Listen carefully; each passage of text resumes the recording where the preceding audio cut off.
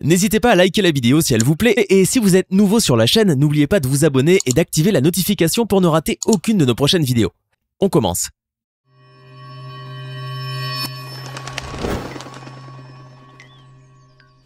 Bonjour et bienvenue à tous. Le cinéma est un océan intarissable de divertissement, dont l'immensité n'a d'égal que la diversité et qui nous réserve très souvent des perles rares qui deviennent très vite des films cultes.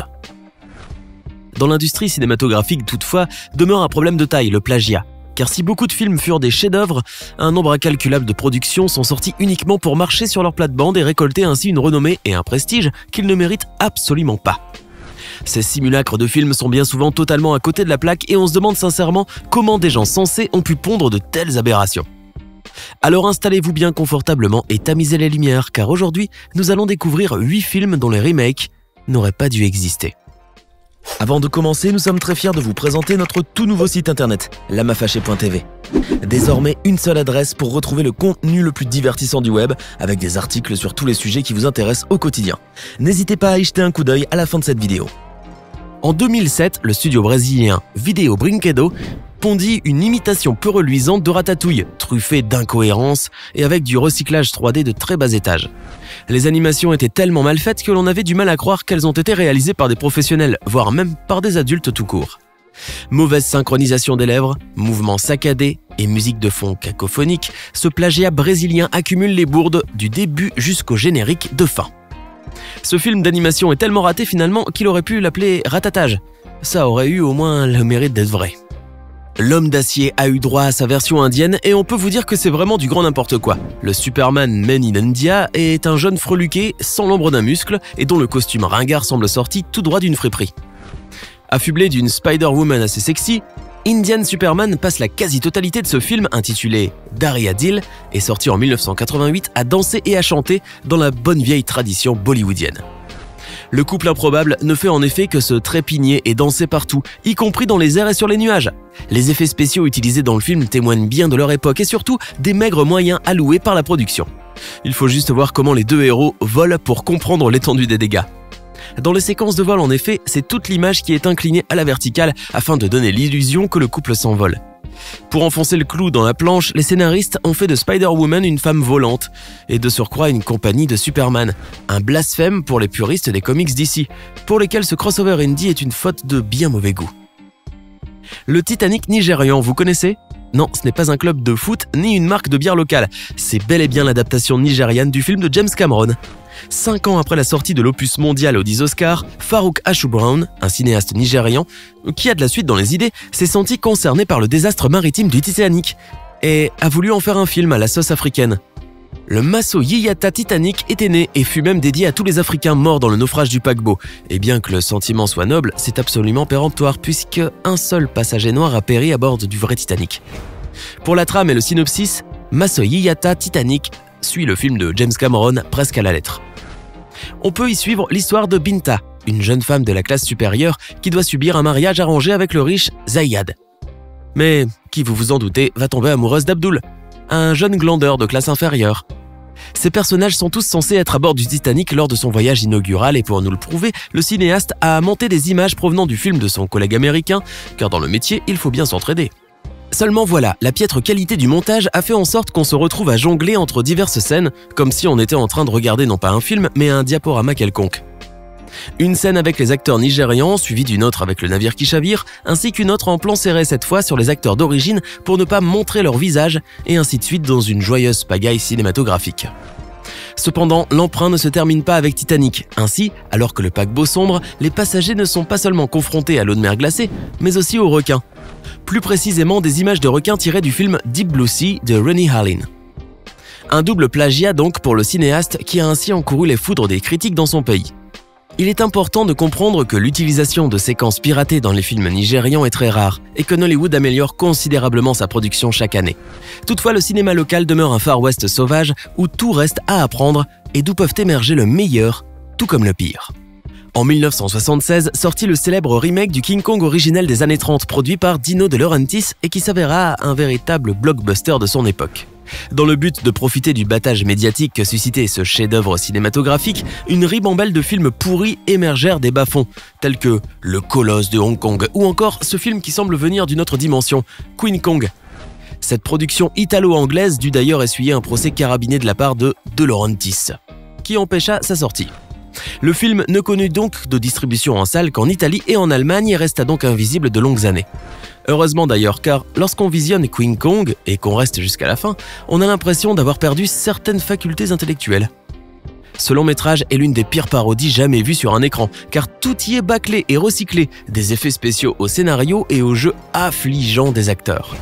Le synopsis du film dépeint une sorte de monde imaginaire où les femmes sont le sexe fort, tandis que les hommes sont pour la plupart efféminés. Ce point de départ féministe sert à inverser les rôles du film King Kong, les rôles masculins étant tenus par des femmes et les rôles féminins par des hommes.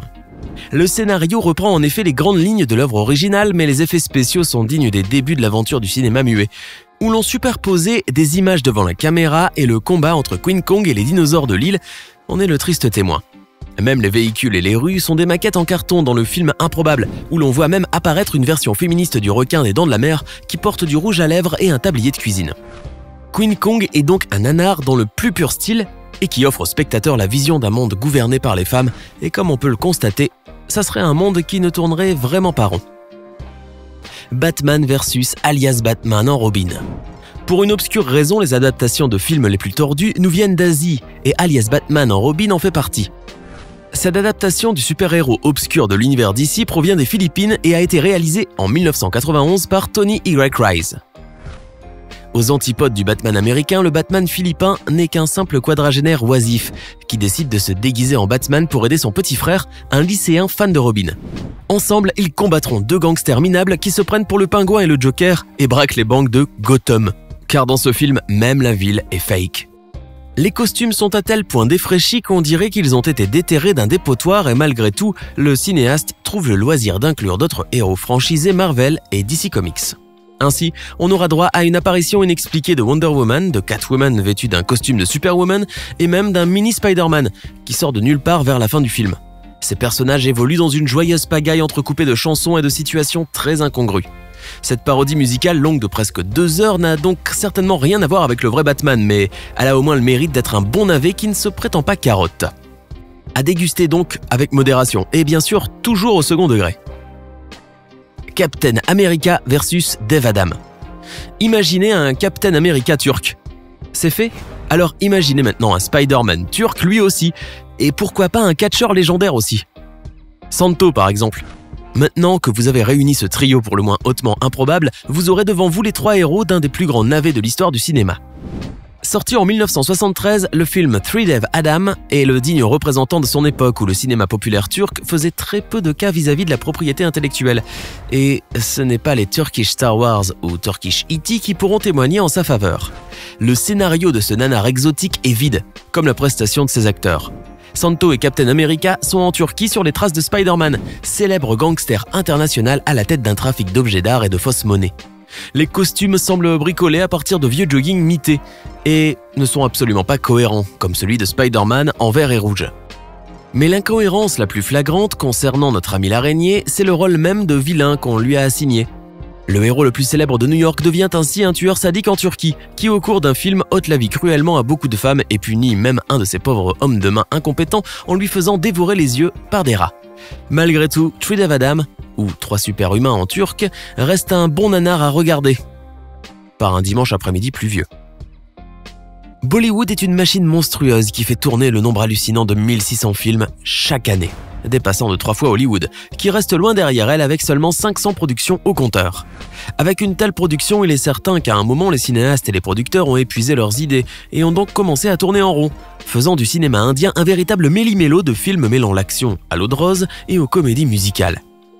Certains cinéastes ont donc décidé pour sortir du lot de faire des remakes de films américains ayant fait un carton au box-office. Certains cinéphiles et amateurs de Bollywood ont donc pu savourer des films cultes comme Reservoir Dogs ou Le Parrain en version indienne. Si certains de ces films employant des acteurs charismatiques, comme Amitabh Bachchan, se sont révélés de très bonne facture, beaucoup ne furent au mieux que des nanars tragicomiques ou au pire des navets aussi fades que le légume. Parmi ces productions peu flatteuses, on retrouve le remake du film de Stephen King, Ça, sorti en 1998 sous le format d'une série télé. En Inde, Gripsou le clown est nommé Wo. Et comme dans le film et le roman de Stephen King, c'est une entité monstrueuse et multidimensionnelle, capable de revêtir entre autres l'apparence d'un clown. Comme dans le Wo duplique ainsi les principaux ressorts dramatiques de Ça, même si on trouve une petite différence assez notable. Le méchant clown possède ainsi une mère qui révèle au jeune héros que le grand vilain fut un nain autrefois, poussé au suicide par le traitement que lui réservaient ses semblables.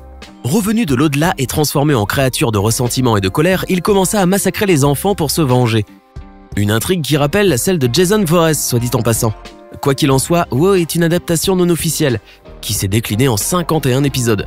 Tout plus un clown qui parle hindi et très franchement, c'est vachement drôle. Alors, que pensez-vous de ces remakes de films? Lequel d'entre eux vous a le plus impressionné? Donnez-nous votre sentiment dans les commentaires. Sinon, si la vidéo vous a plu, n'oubliez pas de mettre un pouce bleu, de vous abonner et de la partager avec vos amis. À demain, même heure, même chaîne pour une nouvelle vidéo.